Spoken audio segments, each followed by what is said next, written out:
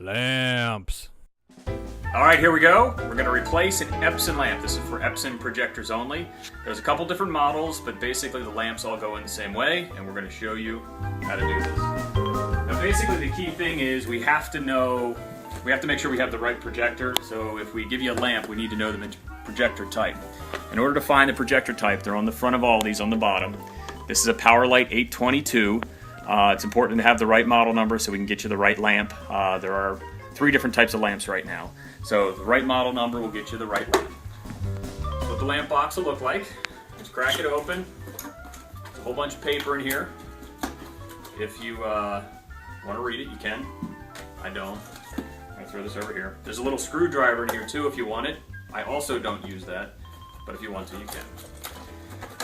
First thing you're going to do is just going to take off the cover to the projector. So the lamp area and all these projectors is in the back in the same place here. So there's one singular screw to take this cover off. Boom, cover's off. And inside here, we're going to get a look up inside here. There are 2 screws on either side. There's one up in here, and there's one up in here. What I'm going to do without damaging my camera person is unscrew these.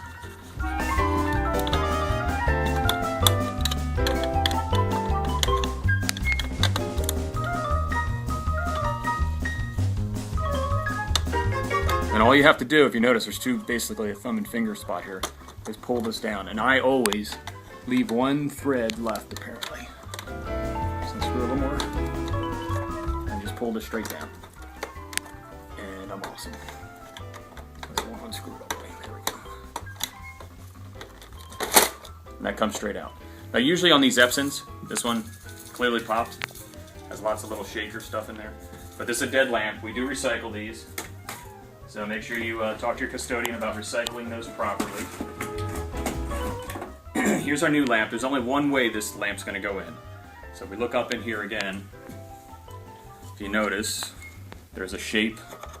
There's a little edge here on the lamp. This has the same edge. I'm just going to line this up, push this in. And I'm going to stop there for a second. Don't stop recording. No. Get back here. This is the other thing I do. I'm moving too fast. I just like to blow out the dust in here. That projector's pretty clean, but you might as well just blow it out while it's open. Back to me. Alright, here we go. Just push that straight up in, and then we're going to tighten the 2 screws we loosened previously.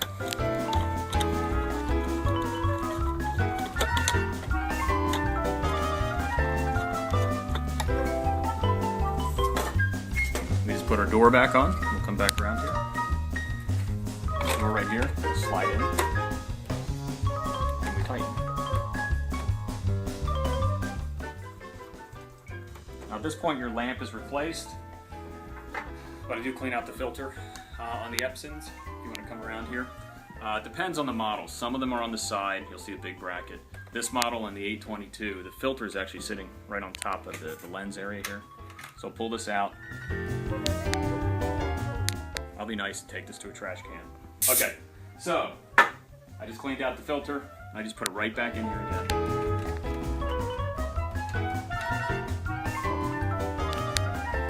I'd unplug this one. It's up to you if you want to unplug it or not before you do it. As long as you're not jamming things in there, you'll be okay. But once you plug it back in, the projector will fire up.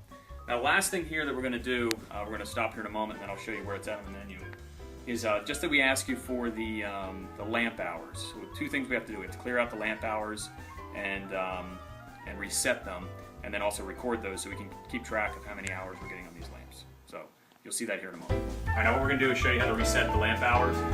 So you come up in here. If you have the remote, you can use that. Obviously, this is easy because it's pretty close. But you just hit the menu button right here. It's going to bring up your menu, and what I'm going to do is we'll show the screen here. Actually show the arrows again up here, if you could. Just use the arrows here to move through, keeping in mind you're backwards because this projector's upside down. So I'm going to go down. I'm going to go down to Info. What we're looking for are the combined hours here.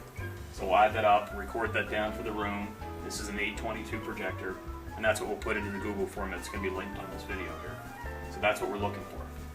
So we record that first, and then we go down to resetting of lamp hours, which I'm going to reset the lamp hours. If I reset all, it'll actually reset the projector back to factory default, and then the image will be upside down and all that.